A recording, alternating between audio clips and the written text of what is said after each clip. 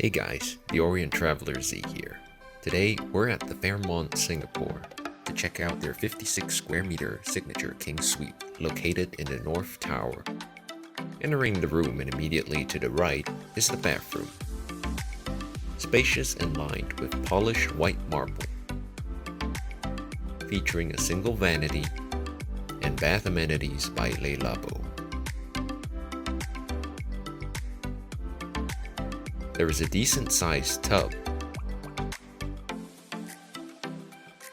as well as an enclosed rain shower with shower wand.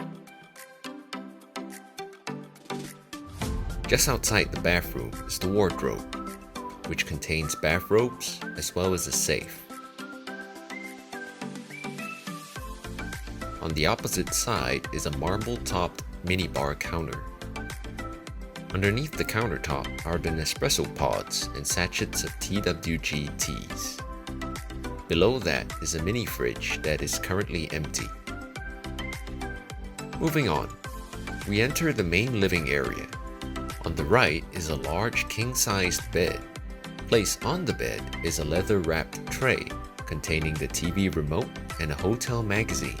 The headboard and the side tables feature dark wood tones. Cove lighting and desk lamps tastefully accentuate the wood grain. A Peranakan-inspired motif adorns the top of the bed. Lastly, beside the bed is a mini dresser. Opposite the bed is where you can find the sofa, work desk, and TV. First up, there is a 3-seater L-shaped fabric sofa with a glass-topped coffee table.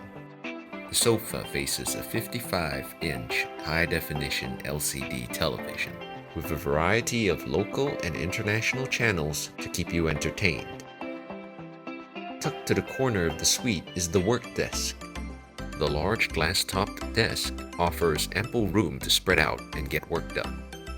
The room features 2 balconies, both on the same side of the room, and has views of City Hall and Marina Bay. If you look below, you can also see the main swimming pools, which are actually shared between the Fairmont and the adjacent Swissôtel. Now let's head out to visit the hotel facilities.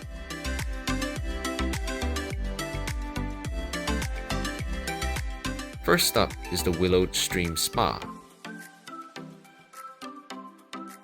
The Willow Stream Spa is where the pool and gym are located.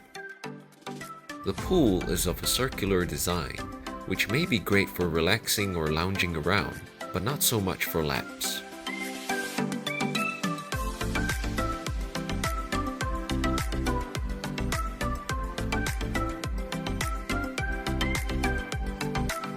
The gym at the Fairmont is quite large, featuring 2 levels and plenty of equipment. One complaint might be the near absence of natural lighting. I hope you have enjoyed this walkthrough. See you in the next one.